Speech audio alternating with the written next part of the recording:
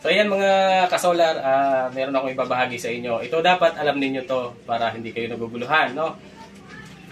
Ang ating battery ay 24 volts. So bali 100 AH 12.8 apat. So siniris natin naging 24 volts.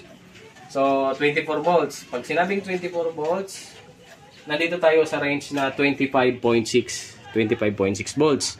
So kung makikita natin dito, nasa 26.9, sa controller 26.7. So balikan natin dito, 26.7, nandito tayo sa 26.7. 80% siya. So hindi pa siya talaga totally 80% dahil nasa 11.4 ampere tayo. Ibig sabihin, nagcha-charging siya. So yun yung pumapasok.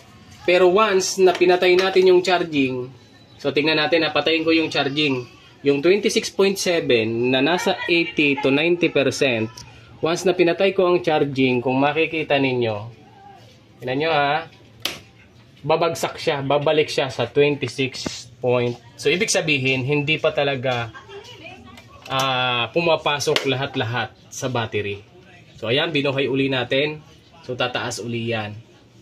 So ganun. So dapat alam natin yon. Ibig sabihin, nung pinatay natin yung charging, bumaba uli siya, bumalik siya sa 26, which is nasa 30% pa din. So ibig sabihin, kailangan mababad siya ng matagal sa ganung charging para siya pumasok hanggang sa maging 50, 60 to pataas hanggang mag 100% tayo. So malalaman nating 100% tayo kapag wala ng araw at nag-stable siya sa 26.9.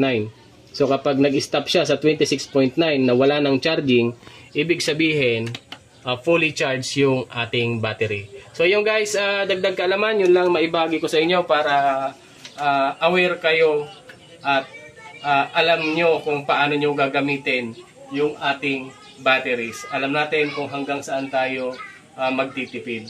So yun, sana nakatulong sa inyo ang video ito.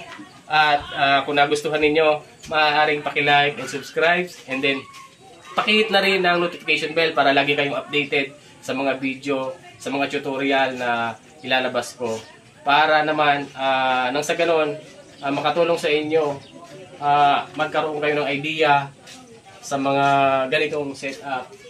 At kung yun nga, kung gusto ninyong mag-setup ng solar,